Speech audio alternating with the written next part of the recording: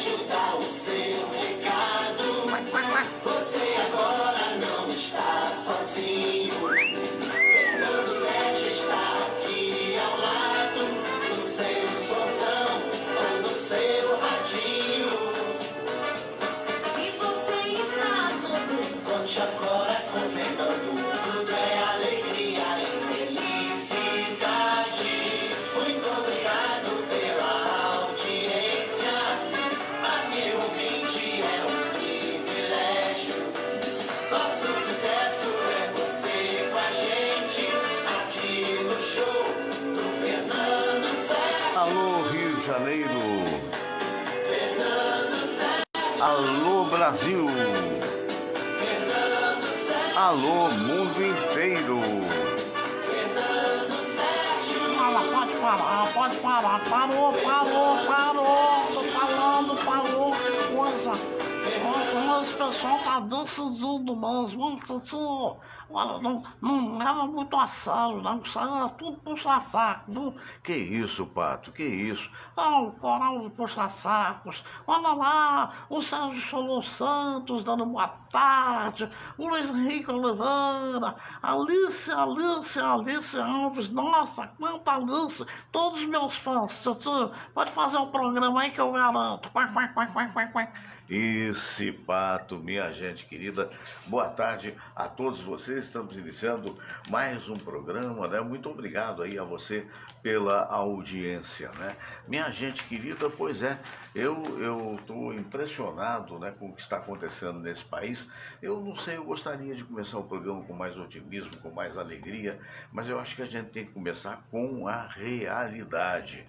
Eu acho que esse é o fato que a gente tem que encarar de frente. Estou aqui com o Jornal Extra, na manchete dele, a principal, a que está aí em negrito, né? Na verdade, com fundo negro, 2.349 mortos por Covid em 24 horas, a dor nossa de todo dia. Não é mole não, né? Infelizmente, foi a situação que nós fomos levados pela falta de providência, por a falta de até previdência, né? Das pessoas analisarem exatamente aquilo que podia acontecer e tomarem as medidas necessárias. Olha, ao longo desses anos todos, né, desde o início da pandemia, lá para fevereiro de 2020, mais ou menos, quando se falava da pandemia, eu acho que todos nós imaginávamos que isso aqui não vai chegar aqui, ou se vai chegar de forma mais branda. E isso, no fundo, era um desejo de todos nós, né? Mas de repente surge naquela oportunidade, deixa eu ver quem é que está me ligando nessa altura do campeonato, você me dá licença? Esse programa é assim, alô, quem está falando? Alô? Não, quem quer falar com quem?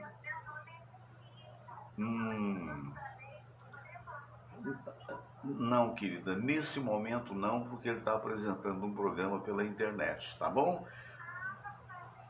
Tá certo, nada, tchau, tchau. Então, às vezes as pessoas não sabem do horário, né? Eu até pensei que pudesse ser uma pessoa que eu vou entrevistar já já com você. Mas, de qualquer maneira, eu não deixo de atender os telefonemas, não. Mas o que eu queria dizer é o seguinte, eu estou recuando no tempo lá para fevereiro, como eu disse, quando se dava as primeiras notícias com relação à pandemia, né? E aí foi que surgiu aquele palavrório, né, de várias autoridades encabeçadas naturalmente pelo atual presidente, que disse que era uma gripezinha, deu uma entrevista dizendo também que se tratava de um exagero da imprensa internacional e tal, mas provavelmente, não sei a mando de quem ou se dele própria, ele nomeou o Mandetta, que eu não conhecia, não sabia quem era, passei a conhecer depois, e esse senhor começou a dar uma satisfação a todo final de tarde. Você se lembra, tinha uma equipe bastante confiável no Ministério da Saúde, começou a dar satisfação das coisas e tal, e nesse particular começou a aparecer mais do que o próprio presidente. E me parece que isso incomodou, porque desde o início desse governo, na verdade, é muito complicado. Eu entrevistei uma autoridade que agora de memória não vou lembrar, que me falou que é contra a reeleição, toda e qualquer reeleição. Por quê? Porque quando você não tem uma reeleição imediata, o governante eleito passa realmente a governar. Mas quando é uma situação em que você pode ser reeleito, não raro a preocupação é de ser reeleito e começa a se dividir. De um lado a capacidade de governança, do outro lado a necessidade de ser reeleito. E aí parece que essa coisa aflorou, porque o ministro Mandetta começou a aparecer mais do que a própria presidência da República, que afinal de contas a pasta era dele. E começou a acontecer, a aumentar o número de vítimas e tal, e cada dia havia mais uma satisfação, e vocês se lembram, começou a haver um choque, né, de ideias por aí. Não só o choque com o Mandetta, como também o choque com o Moro, né? Mas o Moro aconteceria mais tarde. E a coisa foi num crescendo, críticas de parte a parte, até que de repente esse senhor, esse deputado, que é médico também, que estava preconizando o que agora a gente está querendo voltar a preconizar, não eu, Fernando Sérgio, as autoridades, há necessidade do distanciamento, há necessidade de lavar as mãos, há necessidade de levar a sério essa coisa, porque não é mole não.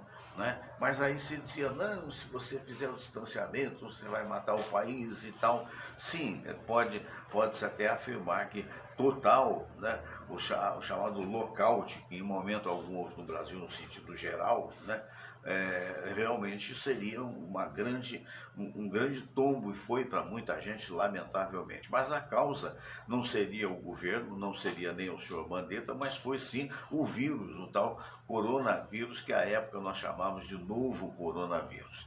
Não é? Mas de repente começou a cair, quer dizer, houve a mudança, ficou um tempo mais do que desnecessário. Eu não consigo entender por que um presidente ele nomeia ou mesmo demite, ele não tinha que esperar tanto para demitir se o homem fosse de fato incompetente, que não era. Né? Então demorou um tempo imenso e de repente o cidadão foi demitido, convidou aquele outro que tinha um nome meio estranho, né? Um nome meio que alemão, Herrscher, não me lembro não, eu estou aqui falando a partir de uma notícia que eu acabei de ver. E não estou com o nome, você sabe quem era. O moço chegou, o moço com uma cara até meio estranha, participou de uma reunião que foi um escândalo, e a partir daí ele pegou, se mandou, olha, tchau, ficou um mês e foi embora. Aí surge o Pazuello. Pazuello surge como um ministro interino, né? Como um general ministro interino, porém não da área médica. Eu não estou dizendo que necessariamente teria de ser uma pessoa da área médica. Poderia ser, sim, uma pessoa de saúde. Então, vou dar um exemplo para vocês. O Oscar Berro, por exemplo, que é um amigo querido, que é sanitarista, com certeza estaria apto a assumir, por sua vasta experiência, um Ministério da Saúde. Um homem da saúde, que viveu o tempo todo de saúde, um cientista. Por exemplo, Cícero Munhoz é outro que realmente poderia ser ministro da Saúde com mérito. Grande cardiologista, grande médico intervencionista, mas nenhum nem outro. Dos que eu estou falando, Silvio Provenzano poderia ser, sim, ministro, sempre ajudou em todo o problema, e naquela época eu tinha aqui o programa ao vivo, com as pessoas vindo aqui, porque não havia ainda aquele cuidado que nós começamos a ter depois do carnaval, que começou a morrer gente atrás de gente, e chegamos à conclusão de que teria de haver o distanciamento social. Então, enquanto havia isso, o que acontece? O Silvio, de repente, se elege presidente do Conselho Regional de Medicina. Aliás, hoje ele está aniversariando, daqui a pouco, ao longo do programa, vou ligar para ele, para batermos uma palavrinha. Parabéns, vinham todos aqui e tal. E o Silvio seria um grande nome, mas eu tenho certeza que em qualquer área, na vasta área do Brasil, teriam médicos de proa para poder assumir o ministério.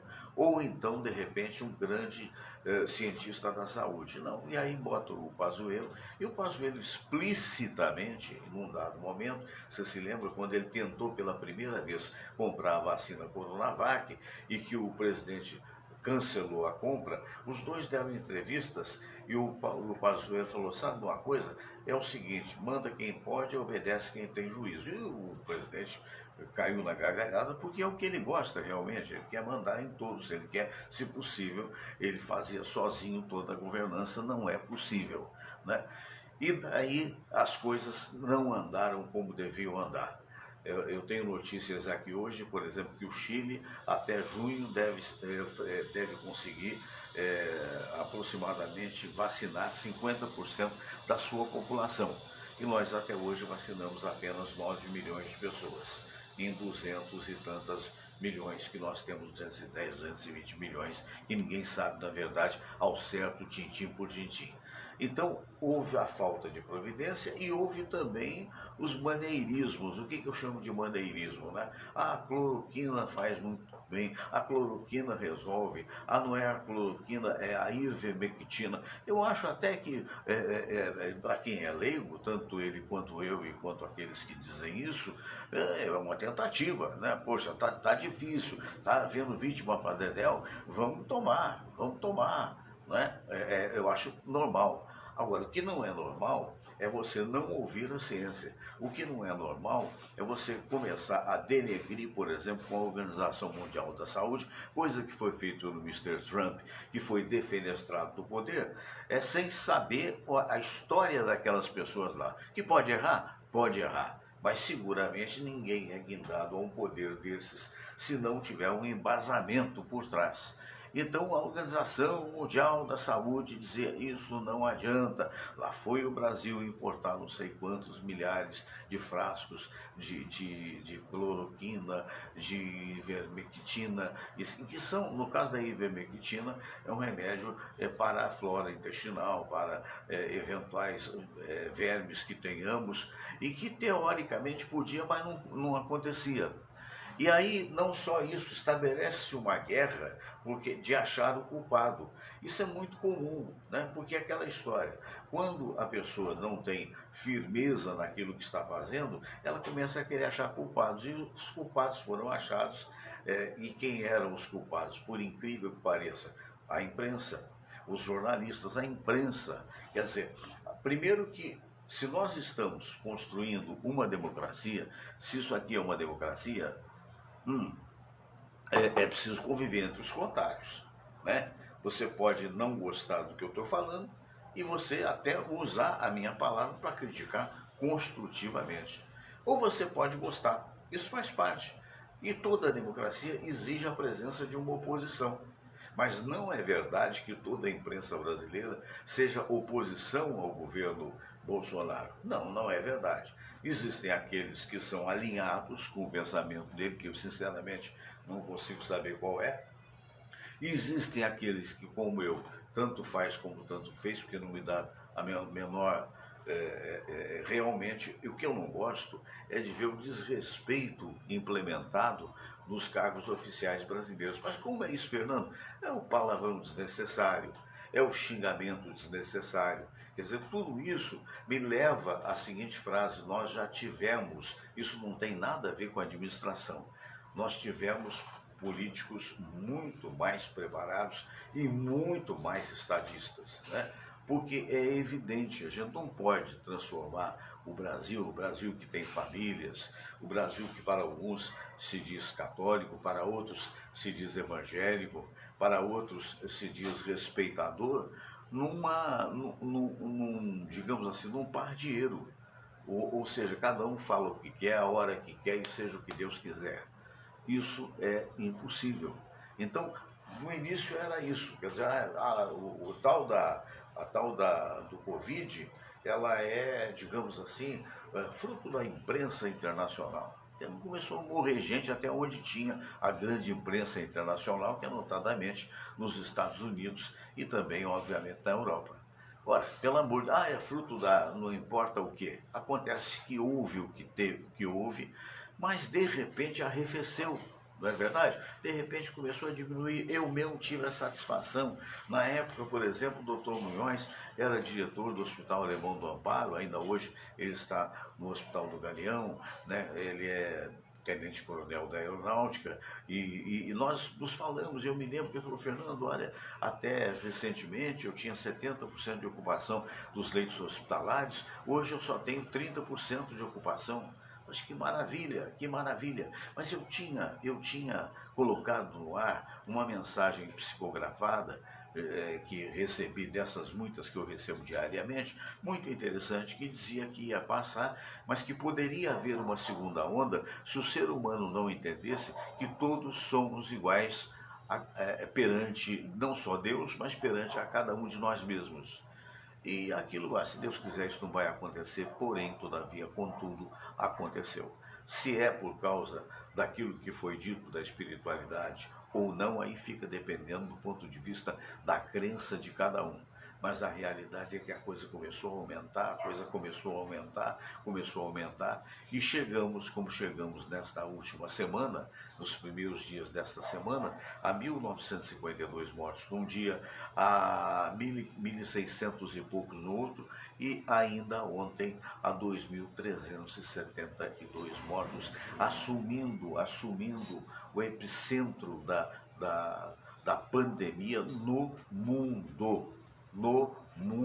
Por quê? Volta no tempo e no espaço.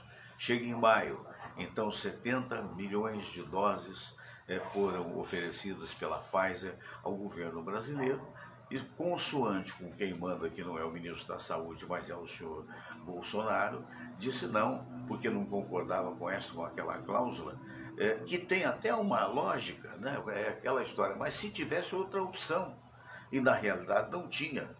O Chile, que concordou, está livrando 60% da sua população até agora, até maio, no mais tardar, junho. Né? Ao passo que nós, isso não. A outra cloriquina não podia porque era da China, e a China era comunista. Gente, isso aí é uma razão política, não tem sentido isso. A China é uma das potências mundiais. Dá-se que para o povo dela, ela tem um comunismo muito parecido com o capitalismo, mas comunismo sim, porque é um partido único e é o partido que manda e desmanda.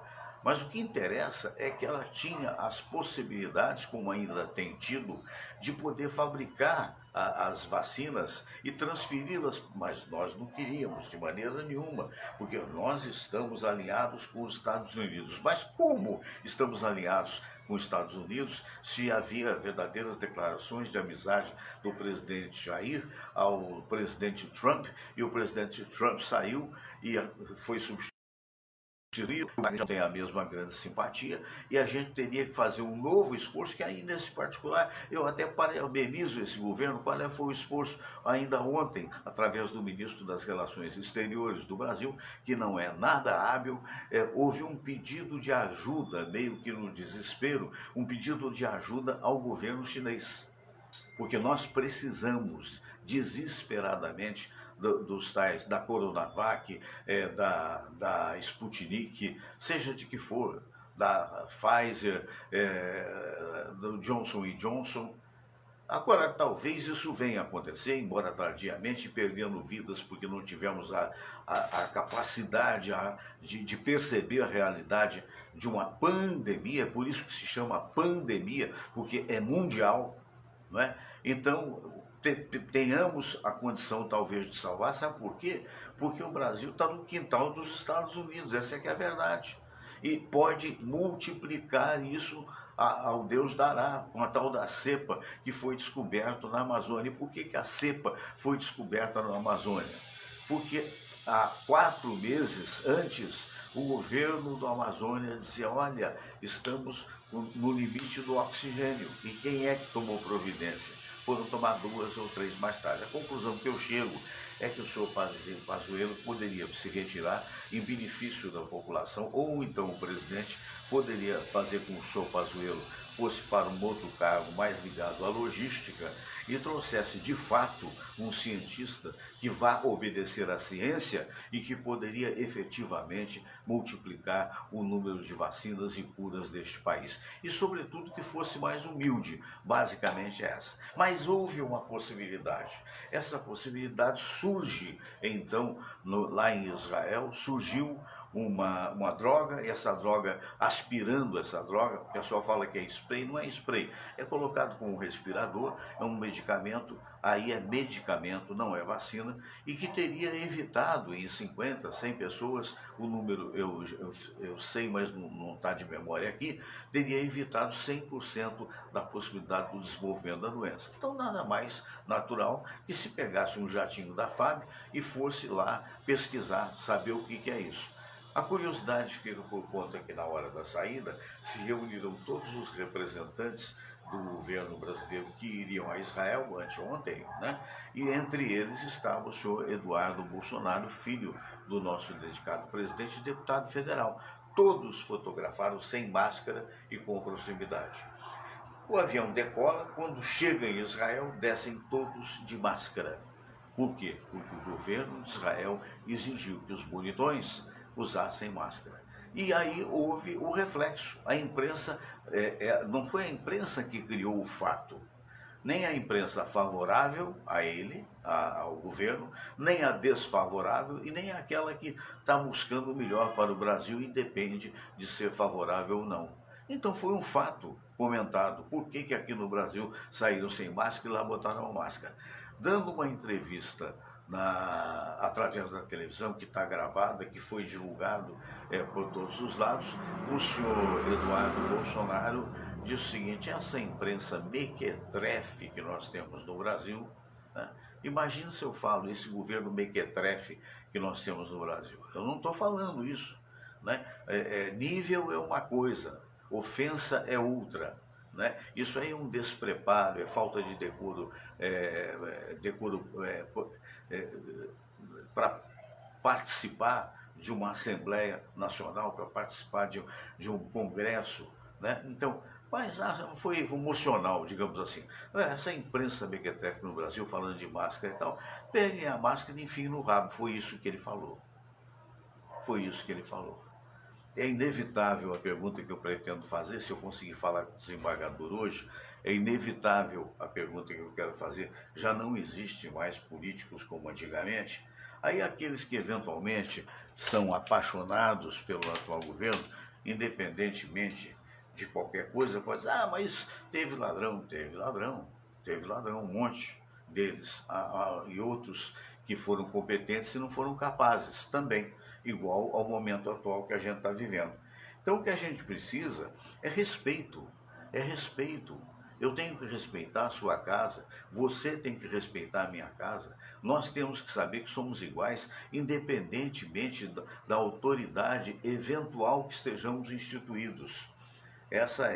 Na verdade, esse é o meu comentário e o meu lamento. Porque baixando o nível desse jeito, realmente fica muito difícil, porque as pessoas estão, eu até entendo, todos estão sob pressão. Eu até tenho certeza que se não fora,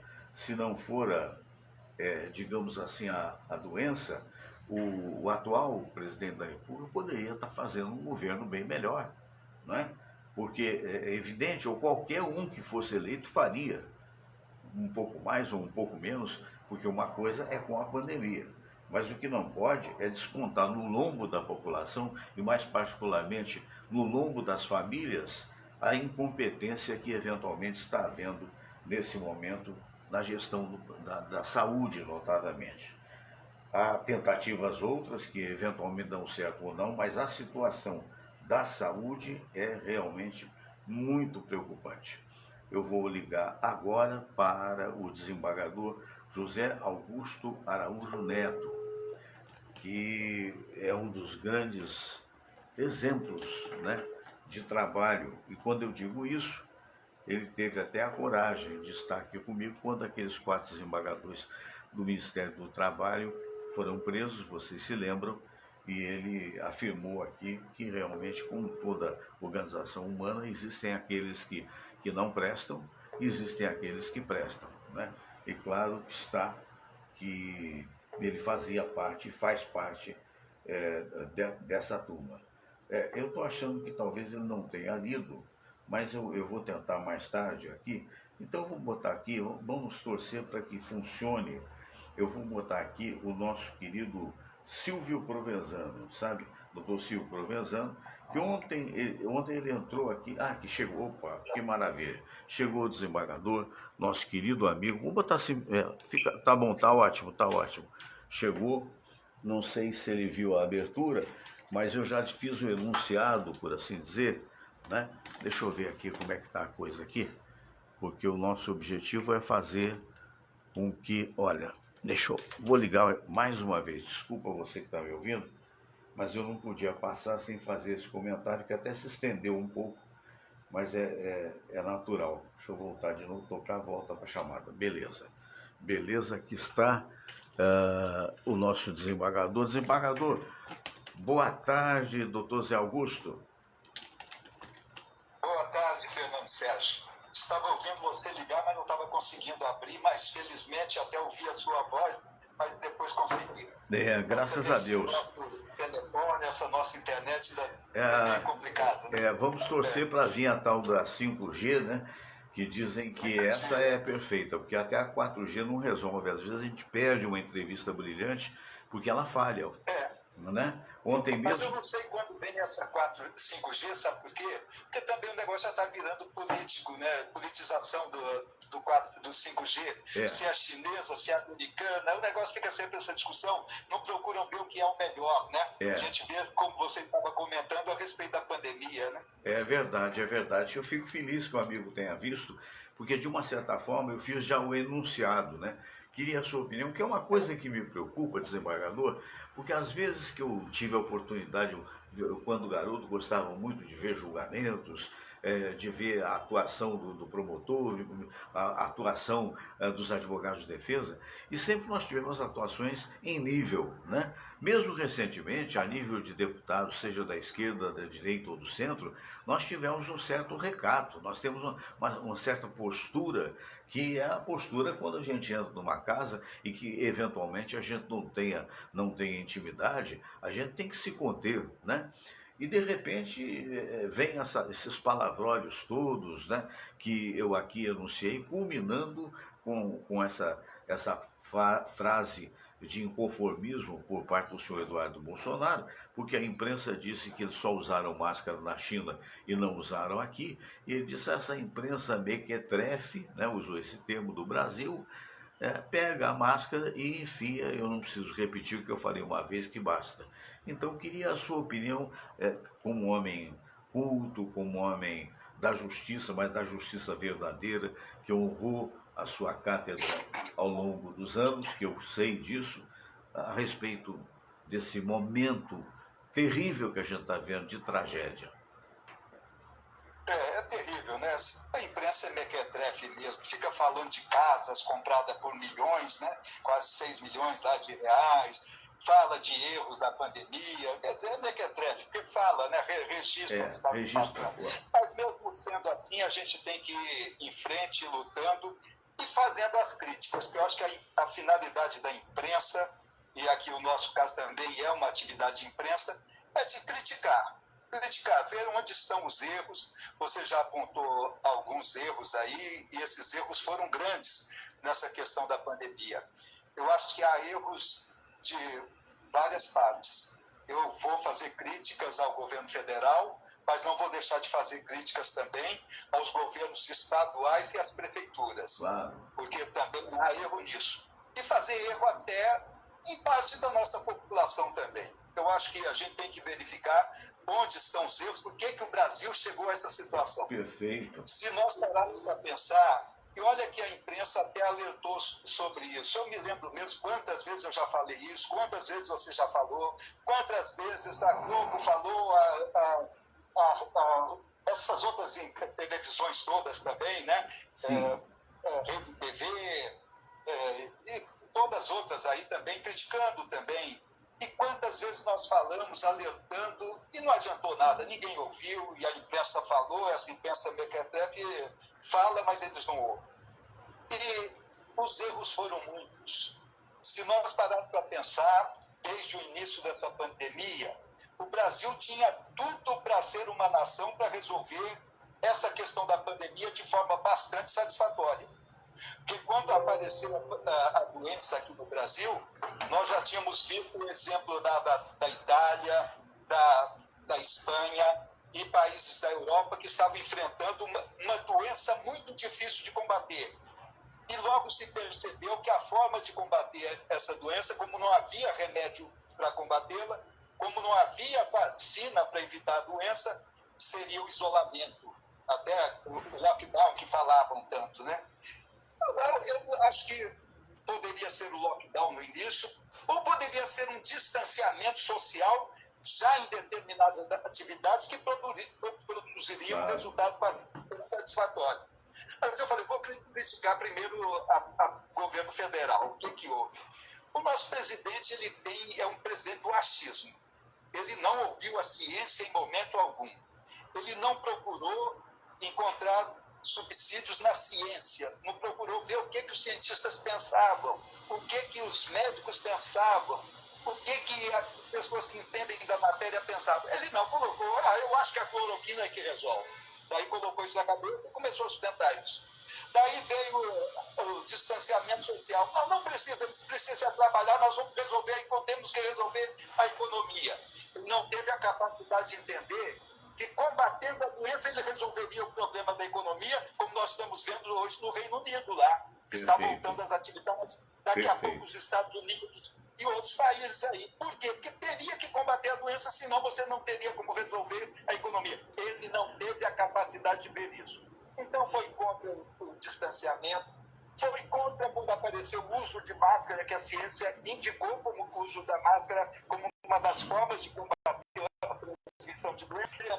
Foi contra a máscara. Ele disse, eu tenho minha opinião a respeito da máscara. Eu acho que pode ter efeitos colaterais. De onde ele tirou isso cientificamente? De lugar nenhum. É o achismo dele.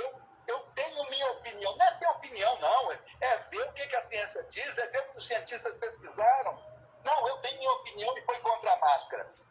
E esse negócio de aglomeração, então, nem se fala, né? Ele era o exemplo no começo da pandemia a demonstrar que tinha que haver aglomeração. Ele ia lá para aquelas manifestações, que depois, quando o Supremo deu um basta aquilo, ele parou até de ir, mas ia lá, mas continuava indo em padarias, continuava frequentando certos lugares. Ou seja, ele teve sempre uma postura contra evitar a transmissão da doença e contra depois a vacinação também. Quando o Brasil estava caminhando para resolver o problema, que depois houve certas medidas e também o povo foi tendo uma certa consciência, nós chegamos a 300 e poucas mortes por dia. Sim. Eu acho que chegou até menos do que isso aí, em torno de 300 e poucas mortes por dia. Hoje nós estamos tendo mais de 2.000 mortes por dia. Ou seja, quando o negócio estava reduzindo e que veio então, não, a vacina já está sendo aprovada, já temos as vacinas e vamos produzir esse efeito. Qual foi a postura dele em relação às vacinas? Ele não acreditava na vacina, ele sempre foi contra a vacina, ele disse, eu não vou tomar vacina. Estimulava as pessoas a não tomarem a vacina. Então esse homem ia lutar para poder comprar vacina quando ele não acreditava na vacina? Não ia lutar de forma alguma. E se nós formos verificar, o Brasil teve chance de comprar vacina.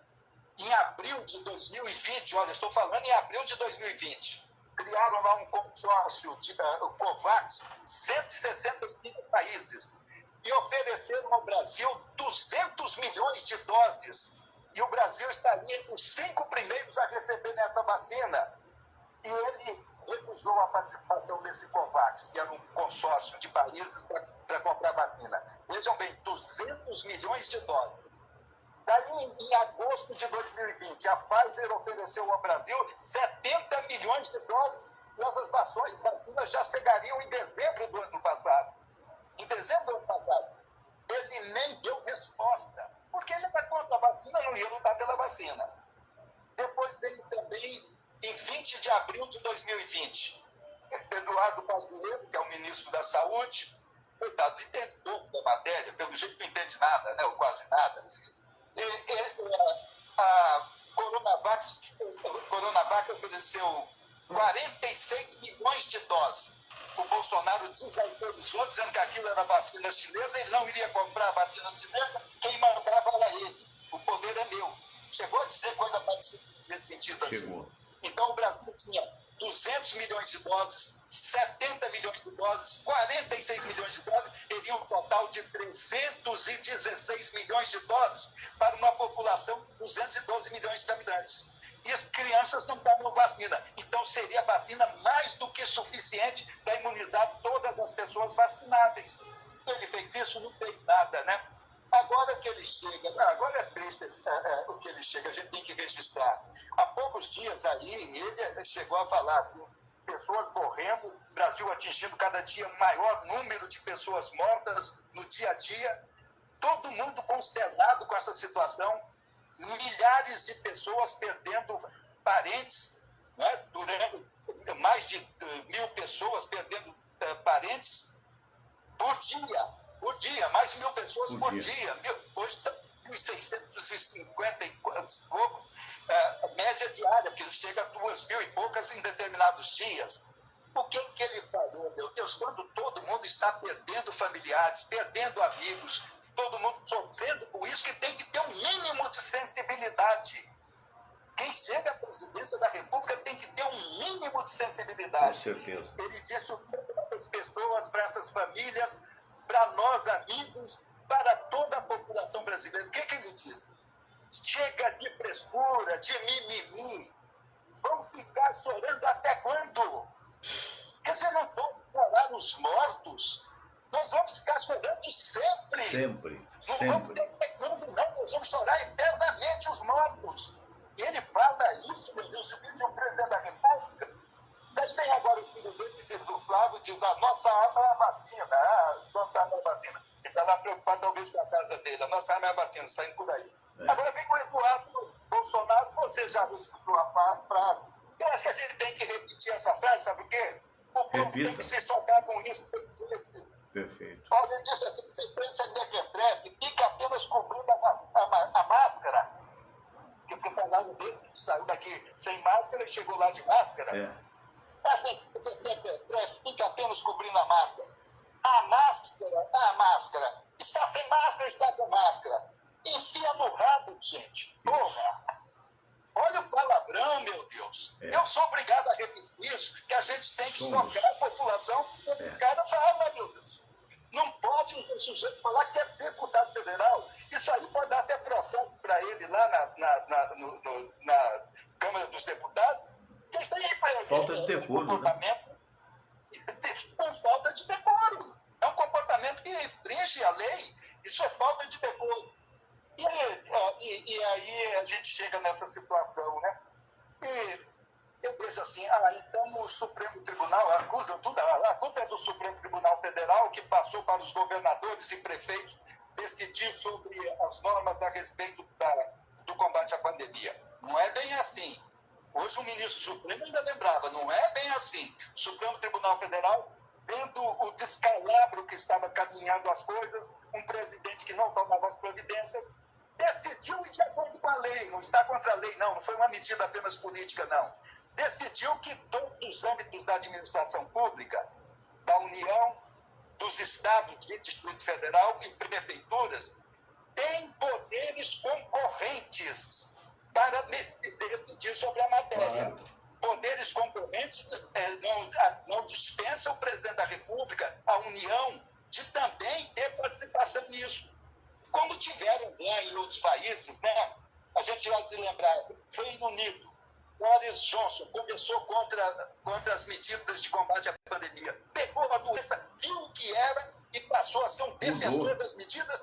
Decretaram, estão saindo disso numa situação muito melhor. A Angela Merkel, da Alemanha, também tomou medidas resolvendo o problema. Emmanuel Macron, da França, a mesma coisa. Benjamin Netanyahu, que ele elogia tanto, também tomou as medidas e está resolvendo o problema. E o Brasil aqui está nesse descalabro. A União não fez a parte, os governadores e prefeitos também não fizeram bem, porque também entraram num jogo político. Não é? Nós vimos aí o que é o governador de São Paulo, em debate constante, confronto constante com o presidente da República, pensando só em 2022, quem vai ser presidente da República. Quer dizer, politizaram a matéria. Os prefeitos também não tomaram medidas sérias também. A gente Também. viu o Rio de Janeiro, que ponto chegou, né? E chegou a esse ponto, os prefeitos ainda ficam falando, não, vou tomar medidas preventivas. Isso não são medidas preventivas, não. Isso é de combate agora. As preventivas deveriam ter sido tomadas há um mês Muito atrás, antes. ou mais até. Claro. Agora, viu quando as coisas vão diminuindo? Exemplo, eu vou citar um exemplo. Amazonas, quando o negócio subiu a um pico tremendo, depois começou a cair, a primeira coisa que fazem é afrouxarem as medidas de proteção pessoal, permitirem bares, frequência a restaurantes. Eu não digo tanto, que dá para manter o distanciamento. Certo. Agora, os bares do Rio de Janeiro, nós vimos aqui como funcionam. Pessoas sem máscara, na porta, um junto ao outro, todos em pé na porta do bar, bebendo, conversando, passando o vírus de um para o outro. Aqueles bailes e festas também, né, clandestinas. Ontem em São Paulo tinha uma lá com mais de 1.000 pessoas. Meu Deus. Faltou muita fiscalização e punição para essas pessoas. Claro, evidente. Então, eu acho que há erros de muitas partes envolvidas nisso. Do governo federal, dos governos dos estados, das prefeituras, e também de uma parcela da população que não se conscientizou dessa doença. É verdade. Quer dizer, não precisava proibir, não. Cada um tinha que saber ter onde pode ir, como frequentar bar ou restaurante, não dessa forma que frequenta aqui. As praias superlotadas. Verdade. Então tem também uma parcela também da população que contribuiu muito com isso. Aqueles que me ouvem, que fizeram isso, tem que colocar a consciência para funcionar. Falar, eu também errei nesse ponto. Então a situação do Brasil hoje é uma situação calamitosa. E agora ele diz assim, não, nós não estamos ainda em situação de calamidade, não, nós não estamos em colapso, não. Meu Deus. Esperando mais tempo. Está esperando mais o quê? Isso é um colapso. O estado de Mato Grosso não tem leitos leitos hospitalares, tem leitos de UTI para oferecer para quem está doente. Verdade. Aqui nós estamos a maioria dos estados nessa situação. E dizem ainda, nós não estamos em situação de calamidade, de descalabro, de colapso. Nós estamos numa situação ainda que dá para controlar. Se não forem providências sérias, se não houver compra de vacinas com urgência, se o mundo também não se unir para poder resolver isso aqui, que o Brasil representa um perigo para o mundo hoje em relação a essa doença, e essa situação não se resolve. É verdade. Hoje o ministro da Saúde estava falando que vai contratar a compra de 100 milhões de doses da Pfizer. Vamos ver se isso ocorre. Tomara, queira Deus. Não tem muito vacinar, cheguei lá, a voz que eu ouvi foi a seguinte, a vacina já tinha acabado, mas chegou mais um pouco aqui, daí eu pude me vacinar. Que bom, Mas que bom. está dando vacina no Brasil. Condições de vacinar tem. De vacinar 2 milhões de pessoas por dia. E vacinam 160 e poucas mil pessoas por dia. Por quê? Porque não compraram a vacina no momento correto. É verdade. Doutor Zé Augusto, meu querido desembargador, palavras fundamentais que eu acho que devem calar fundo no coração dos internautas, analisar, aproveitar a sua vasta experiência e também no coração de políticos que tenham boa vontade, porque voltar atrás não é demérito para ninguém, pelo contrário, pior é aquele que tem uma mentalidade errática e continua nessa mentalidade. Nós todos lamentamos profundamente que estamos pagando com mortes, e isso é muito sério. Um fraterno abraço para o senhor, muito obrigado pela sua presença. Muito obrigado a você também, aos internautas. E às vezes até a gente se empolga um pouco, não, mas é difícil não se emocionar numa situação como essa que a gente vê. Pessoas morrendo e muita gente é insensível, né? Achando que isso é frescura, que isso é mimimi. Não é nada disso. Fraterno abraço, desembargador Zé Augusto Araújo Neto, e que mostrou para vocês uma visão, evidentemente, do homem que dedicou a vida à justiça e foi promovido sempre por mérito, irretocável a permanência dele nesse mistério, né? E que disse o que eu estou dizendo em outras palavras, talvez até mais brilhantemente, e a gente não queria brilhar, a gente está querendo chamar a atenção. Que de repente você viu publicações de alguns como é que se, cabo eleitoral dizendo, isso é aquilo, aquilo outro. Não é nada disso. Nós temos que analisar o que está acontecendo. Dali a pouco, se não tomar providência, não se sabe nem se o pretenso candidato, ou os pretensos candidatos, ou nós, jornalistas, radialistas, desembargadores, estaremos vivos. Porque do jeito que a coisa está, eu ouvi de um médico, Fernando, esse novo coronavírus, ele é 10 vezes mais potente, a nova cepa brasileira, do que a primeira que apareceu aqui. Em alguns casos, mata em 3 dias. Eu vou falar com ele que é médico e que, na verdade, é o aniversariante do dia de hoje. Ontem eu tentei, mas não consegui, que a nossa internet, no Brasil, de um modo geral, é outra coisa que precisa melhorar. É boa, mas ela às vezes falha, né? E vamos tentar lá. Ele está lá no CREMERGE, doutor Silvio Provenzano, está aqui. Vou ver se eu consigo, pelo menos, para parabenizar ele pelo aniversário do dia de hoje. É um querido amigo, uma pessoa que eu tenho o maior respeito, né? Aliás, o Brasil tem respeito. Foi presidente do CREMERGE e hoje já está aqui conosco. Doutor Silvio Provenzano. Opa, pode ficar aí mesmo, doutor Silvio. Ajeito aqui, por favor. A forma mais rápida. Agora sim. Doutor Silvio, parabéns, felicidades, muitos anos de vida, doutor Silvio. Em primeiro lugar, te pedir desculpas pela má qualidade, mas é uma coisa que é geral. Quantas vezes a gente quer se conectar e a internet falha e eu deixei você na mão ontem.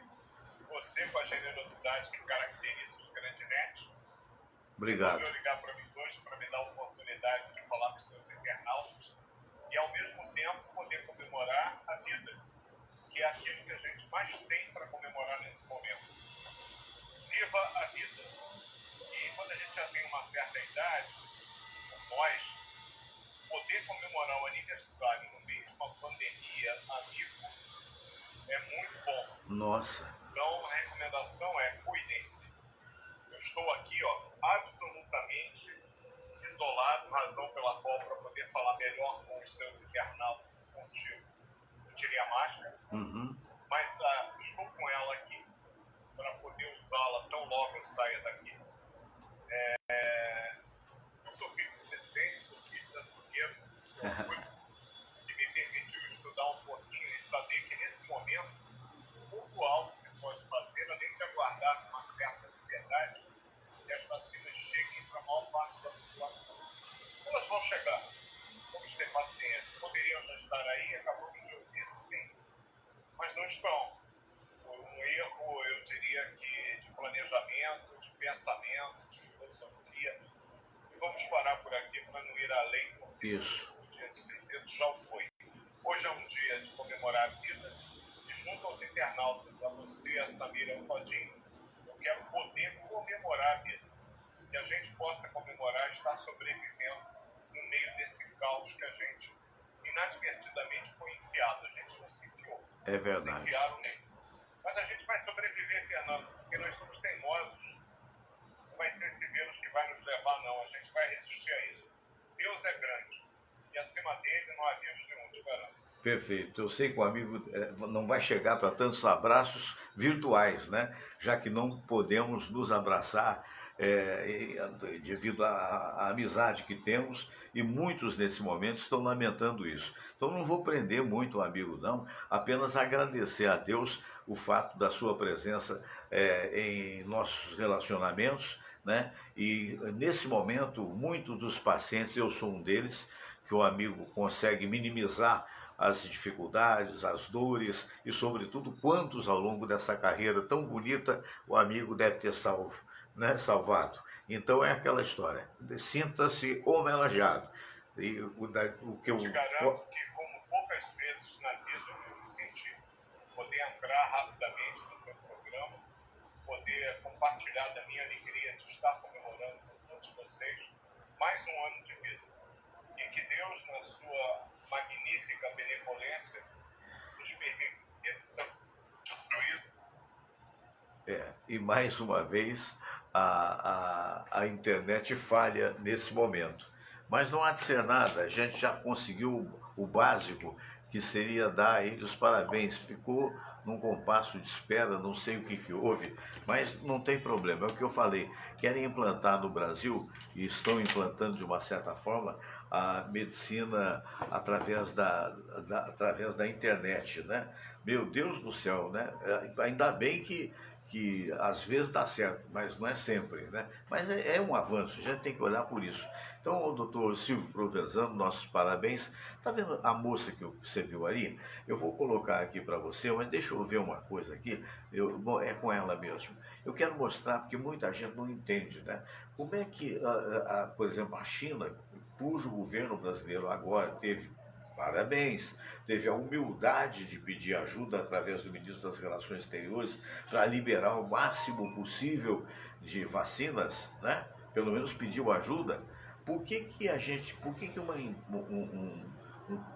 um país, uma potência, se torna a segunda potência mundial e de repente consegue todo o crescimento? O que é a China? A China é comunista? Mas muito próximo do capitalismo, né? O que eu estou querendo dizer é que essa moça que eu mostrei aqui para vocês, essa moça aqui é nada mais, nada menos de que uma repórter brasileira da BBC de Londres. Eu quero agradecer muito a British Broadcasting Corporation, que é insuspeita na crise, que vem analisando com a sua categoria as coisas que estão acontecendo no mundo. E que vem agora de fazer um pequeno comentário, que o comentário tenha uma duração de apenas... tem até um comercialzinho no meio, mas é coisa pouca, e tem a duração de 7 minutos, dizendo exatamente o que é a China e por que ela se transformou nessa força mundial e por que ela tem que ser levada a sério. Vamos ouvir. Preto, que importa que ele mate o rato. Você conhece essa frase? Ela foi usada por Deng Xiaoping, o líder que no fim dos anos 70 deu impulso para o sucesso econômico da China hoje. O que ele queria dizer basicamente era que se a economia funciona, o modelo de crescimento é bom. Para quem não sabe, o regime chinês é comunista, pelo menos em teoria.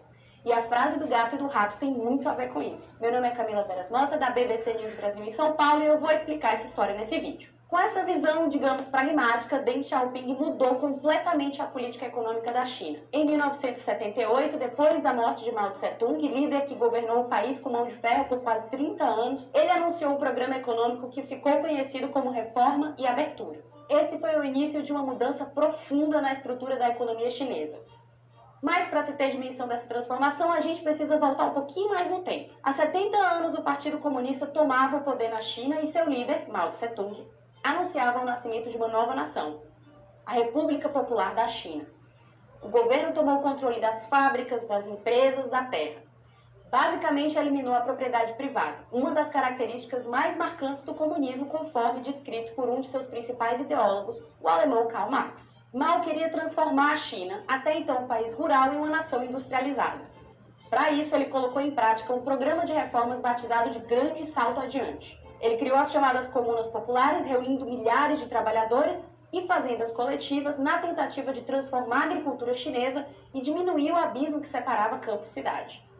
Mas o plano foi um grande fracasso, gerou escassez de alimentos e culminou no que ficou conhecido como a Grande Fome, que matou milhões de pessoas. Essa tragédia marcou, porém, o início do boom econômico que a China viveria nas décadas seguintes. E também o fim do comunismo da forma como ele era visto por Mao, pelo menos do ponto de vista econômico. Mao Tse-tung morreu, deixando o país na miséria para o seu sucessor, Deng Xiaoping, o revolucionário da frase do gato que abriu esse vídeo. Foi sob a administração dele que o comunismo chinês foi flexibilizado, digamos assim, e passou a incorporar características das economias de mercado, capitalistas. Como assim? Para começar, ele colocou em prática um plano para abrir a economia. Descentralizou o poder e abandonou a ideia do sucessor de eliminar completamente a propriedade privada. Modernizar a economia passou a ser prioridade. Assim, as comunas foram desmobilizadas e os camponeses passaram a gozar de maior liberdade para administrar as terras que cultivavam e vender o que colhiam. A China se abriu para o mundo. estreitou laços com os Estados Unidos, o que permitiu, por exemplo, a chegada ao país de multinacionais como Coca-Cola, Boeing e McDonald's. A fórmula ficou conhecida como socialismo com características chinesas, e os líderes que sucederam Deng Xiaoping, como Jiang Zemin, Hu Jintao e o atual presidente Xi Jinping, vêm dando continuidade a ela. O modelo permitiu à China crescer de forma consistente pelas últimas 3 décadas. De acordo com os dados do Banco Mundial, mais de 850 milhões de chineses saíram da pobreza nesse período. Se vocês olharem em volta agora, aí onde vocês estão, é muito provável que encontrem algum produto que tenha vindo lá da China. Roupas, eletrônicos, a lista do que eles vendem para o mundo inteiro é longa. A Huawei, a maior empresa privada da China, é líder em desenvolvimento de tecnologia 5G. A Lenovo, outra companhia privada do país, é a que mais vende computadores no mundo.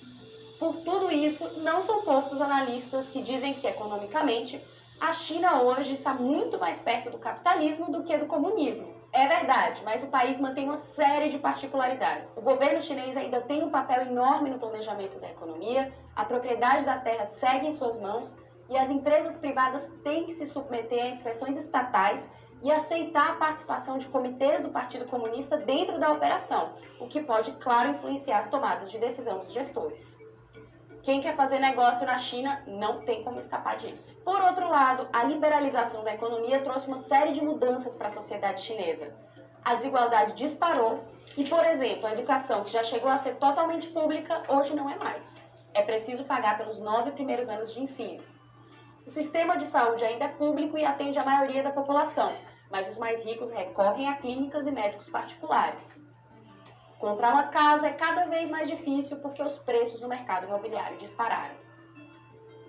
A diferença de classes está longe dos valores pregados pelo comunismo, que, em teoria, tinha como objetivo justamente eliminar as classes sociais. Por que, então, a China continua sendo considerada comunista? Primeiro, porque o nome do partido que controla o país há 7 décadas segue sendo o mesmo.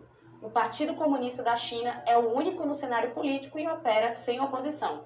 Tem dirigentes em cada cidade e região do país. O presidente é eleito pela Assembleia Popular, o parlamento, também controlado, adivinha, pelo Partido Comunista, como quase tudo no país, aliás.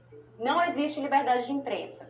Com exceção de alguns poucos meios de comunicação privados, a imprensa é controlada pelo Estado e, como era de se esperar, a cobertura em geral é bastante elogiosa à administração pública. O governo chinês também controla a internet, as universidades e faz detenções de forma arbitrária de defensores dos direitos humanos, uma prática denunciada por organizações internacionais. Enquanto na China continental essa política não enfrenta uma posição popular significativa, na região autônoma de Hong Kong ela vem enfrentando uma resistência cada vez maior. Os protestos que vocês devem estar acompanhando aí nos noticiários começaram em março e marcaram as comemorações do Dia Nacional da China neste 1º de outubro. Nessa data, aliás, o Partido Comunista da China completou 70 anos no poder. E se tem uma coisa que tem marcado a história da sigla, é a sua capacidade de abrir a economia, fazê-la crescer a um ritmo acelerado, enquanto mantém praticamente inalteradas velhas estruturas políticas. Uma receita que tem garantido que o gato de Deng Xiaoping continue caçando seus ratos. É isso. Acho que tem que fazer um tchauzinho, né? Muito obrigada. Muito bem, tá vendo? Muito obrigada pela companhia. Não esqueça de assinar nosso canal se você ainda não fez isso. Até a próxima e tchau.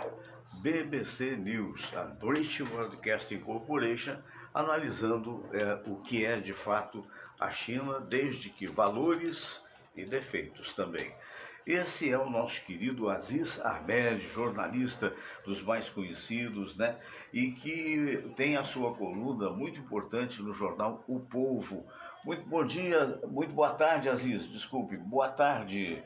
Olha, caiu aí a ligação, deixa eu tentar outra vez. Essas coisas estão acontecendo muito comumente na internet. Isso só vai mudar quando a gente puder voltar, quando houver também a tal da, como é que se diz, a 4G, né?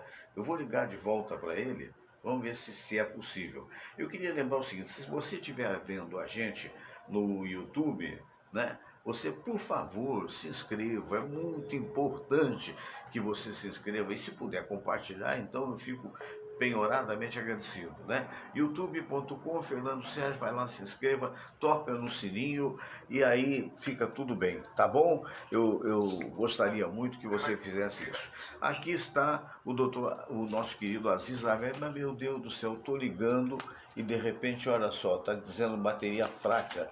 Não é a minha bateria, não. Agora vai ou não vai, nem é a bateria que tá fraca. Atenção, Aziz, boa tarde, tudo bem? Boa tarde, Aziz. Tudo bem? Boa tarde, boa tarde. Eu estou ouvindo mal, porque caiu água dentro do meu ouvido. É mesmo? Eu estou com problema de audição, então você desculpa se eu ouvir um Não, atropelamento aí no tudo nosso bem. diálogo. Então, por favor, dê as notícias aí, sem que eu interrompa. Pode falar.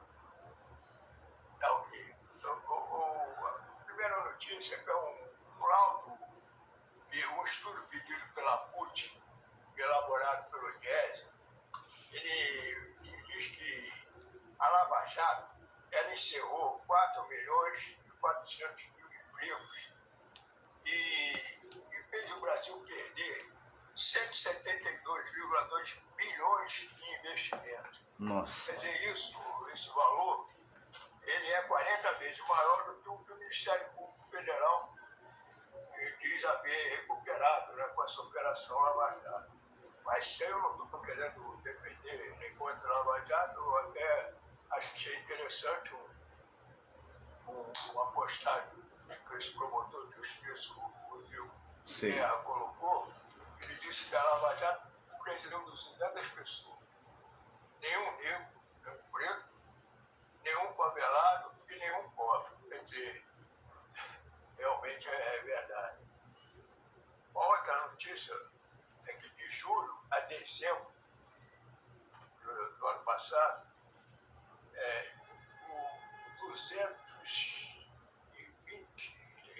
260% de crescimento no número de divórcios e separações Nossa, no Brasil. Isso dado no IBGE, e a causa disso é a pandemia, que fez uma convivência mais forçada entre os casais. Isso teria desgastado a relação. Não é o teu caso, não é o meu, mas é de muita gente. mas de muita gente. E uma frase, no dia 22 de março de 2020, no ano passado, o Bolsonaro disse o seguinte: o número de mortos por coronavírus não vai superar o do H1N1, uns 800, uns 400 a 800. Ele já está em quase 300. A safra agrícola de soja gaúcha é de 20 milhões de toneladas e é a maior safra da história. Mas o preço também vai ser o maior da história, por causa desse problema do dólar. É verdade. Apesar de nós uma super safra de soja, o óleo de soja aí vai disparar o preço. A mesma coisa da gasolina, né? É. Dólar, preço internacional, então nós temos o produto, nós fabricamos o produto, mas Caríssimo. temos que correr paralelo ao que corre no o Silvio Santos deu uma entrevista à TV Fama, na NTV, e ele brincou com o Alexandre Pato, esse jogador que é casado com a Rebeca Bravanel, a filha dele. Aí ele disse que o Pato, ele é muito bom para jogar com uma bola. E com as duas bolas que ele não joga tão bem, porque até agora ele não engravidou a filha dele. Tá certo. É o Silvio, né? Para terminar, os 3 horas, o Lula tem recebido de algumas pessoas ligadas a ele, que ele é candidato a presidente, ele não pode negar, todo mundo sabe, não tem o PT, nem a esquerda, né? É um nome melhor do que o dele, que ele pensa, pelo menos no momento, vai aparecer. E ele tem sido aconselhado a colocar um militar, um oficial militar, como vice dele. Não precisa ser do exército, pode ser da aeronáutica, da marinha. Entendo. E eu lembro que o vice-presidente dele, no período, foi o Zé Alencar, o mega empresário, dono Verdade. de Minas, de uma empresa vice dele numa época que ele representava exatamente na imaginação de alguns, na verdade, contra o empresariado, na realidade não é. Outra coisa, o Collor, o ex-presidente Collor, ele está selecionando o eleitor dele para passar um dia com ele, tomar um café da manhã lá na casa da Dinda e depois ir lá para o Senado, passar o tempo todo. Não sei quem é que vai ser esse pesado, né? E, por fim, eu lembro uma frase do Eduardo Bolsonaro, que ele mandou enviar a máscara no rabo das pessoas. Eu se desabava. Aí eu lembro também a dona Marisa Letícia, que foi primeira-dama, mulher do Lula, né? Um dia também preocupada com o negócio desse panelaço, tá? Ele mandou também as pessoas enviarem a panela no rabo. Haja rabo. Haja rabo. Fraterno abraço, querido. O Jornal O Povo está nas bancas com a prestigiosa coluna do nosso querido Aziz Ahmed. Obrigado, Ahmed. Bom fim de semana. Até semana que vem. Não é incrível, né? Nosso querido Aziz noticiando aquilo que acontece. E depois que a imprensa, o outro lá, o Eduardo, diz que a imprensa é mequetrefe, a imprensa não inventa, a imprensa está noticiando. Eles é que estão aí fazendo uma comunicação absolutamente equivocada, né? E com isso todos nós sofremos. Minha gente querida, estamos chegando ao final do programa do dia de hoje. Eu não queria terminar sem agradecer, né? Ontem eu tive a oportunidade de participar de uma live de um site que eu recomendo, que é o Audiência Carioca, contou um pouco da minha vida. É só você ir lá no youtube.com/Audiência Carioca. E aí você vai ver a entrevista que eu dei ao jornalista o Eduardo Moura, que colabora comigo aqui às quartas-feiras, trazendo as notícias dos famosos. E queria dizer para você também, olha, muito obrigado mas gente, não posso deixar de falar nas pessoas que estão me mandando acenos. Puxa vida, como é que eu ia encerrar sem? Olha só, Luiz Henrique Oliveira, meu amigo querido, que aniversariou ontem, o Sérgio Solon Santos, boa tarde, Fernando, boa tarde, amigos. Sérgio é do site Mídia de Verdade, parabéns pelo Mídia de Verdade. Alice Alves assistindo, o Luiz Henrique São Paulo, a partir de segunda, dia 15, novas medidas mais rígidas. Toque de recolher das 20 horas às 5 da manhã e no dia seguinte restrição maior do comércio. Onde vamos parar? Desolador. Eu acho que a gente vai parar, infelizmente. Irani Rendano, um abraço para você e para o Silvio. Jane Meri, um abraço, Jane. Cláudia Manzioni, Vilardo Manzioni, ma che succede? Mangia che te fa bene. Muito bem. Denise Guzmán Silva, boa tarde a todos e até amanhã.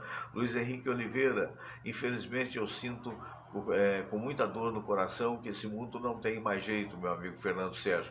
Eu até acredito e confio muito em Deus, mas lamentavelmente a ganância e o poder que o ser humano tem, a maioria não o utiliza com inteligência. Eu acho que não só com inteligência, mas também não com amor. Mas vamos torcer por dias melhores. Luiz Henrique Oliveira, minha internet está travando. Marlene Cavalcante, meu querido amigo, grande cardiologista, tenho saudade dele. O Bruno Souza Ganimi, né? Bruno tem um belíssimo consultório ali no 55 da Praça Sans Penha, é um médico carinhoso, uma figura, eu tenho saudade. O que aconteceu, eu dou uma explicação, eu não tenho ido ao consultório dele, porque eu tive a honra de ter, durante o período que eu quebrei a perna, lembra, patinando no gelo, e eu tinha 2 médicos aqui participando do programa. Um também, um cardiologista, Cícero Munhoz, que foi a pessoa que coordenou a intervenção que me botou os stents há 8 anos, quando eu infartei, e também o outro doutor Silvio Provenzano, que mais tarde seria, como de fato foi, presidente do CREMERG. Naquela época eu não podia me locomover, e eles então passaram a me tratar e tal, mas eu sempre lembro com muito carinho e com muito agradecimento para o doutor Bruno Souza Ganimi. é um dos mais talentosos, eu digo que jovem, perto de mim é um jovem. Não se esqueça que eu vou fazer em maio 75 anos, né? Então é um jovem maravilhoso e havendo oportunidade, passando toda essa situação, eu ainda retornarei ao consultório dele, nem que seja para dar um abraço e dizer muito obrigado. E fico honrado com o acompanhamento aqui do programa. Dr. Bruno Souza Ganim, fácil de chegar. Você chega na Praça São Espenha, ali no 55, né? E você vai ver, é só perguntar ao porteiro, que eu acho que é 6º andar, se não me falha a memória.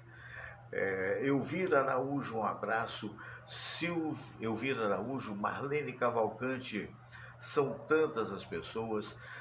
O Luiz dizendo, Fernando, minha internet está horrível, que pena, vai melhorar. Patrícia Lemos, ele conta a história também, aqui ó, voltou minha internet, poxa, que bom, corrigido a minha mensagem anterior, perdoe-me ter me expressado errado, na verdade, eu não generalizei, o que eu quis dizer é que o bom Deus ouviu a todos e infelizmente, ouve a todos, né? Infelizmente, o quê? Aqui, infelizmente, a grande medida nós não tomamos, acho que é isso, usam vaidade, ganância para obter vantagem para si próprios e não pensam no semelhante, infelizmente. É verdade, esse bobalhão que disse agora que a empresa é mequetrefe e disse mais para a gente pegar como é que é? Pegar a máscara e enfiar na parte que o sol não bate, na verdade é um bobo, coitado, né? Isso aí passa, todos nós passamos. Eu já tive momentos de ser muito insensato e hoje sou um profissional simples que você sabe, né? Se não deixar, sobe a cabeça, o cara se acha melhor. O outro foi lá, comprou uma mansão de 6 milhões. De que vale? Você pode levar para onde essa mansão? Vai ficar para os outros, né? Agora, tem que provar efetivamente como é que se consegue comprar um negócio desse com um salário que dizem que no Senado é 37.352. E mais do que isso, com descontos daria 25 mil por mês. A multiplicação não é a multiplicação dos pães, é a multiplicação da grana, sabe Deus como, né? Também aqui o Fernando Pereira, meu querido amigo, grande empresário brasileiro, né? É o presidente da Projac Seg Seguros, uma empresa que eu faço seguros com ela há muitos anos e que naturalmente a gente sente a ausência, né? Porque ele está recluso já há algum tempo, não é recluso, mas ele está ali em Paraíba, a terra dele, naturalmente se protegendo a si, a esposa e a todos os parentes. Então, o Fernando Pereira, receba meu carinho, meu abraço e, enfim, o meu desejo de que tudo corra bem por aí. A todos vocês, muito obrigado. Amanhã teremos de novo o nosso programa. Namastê.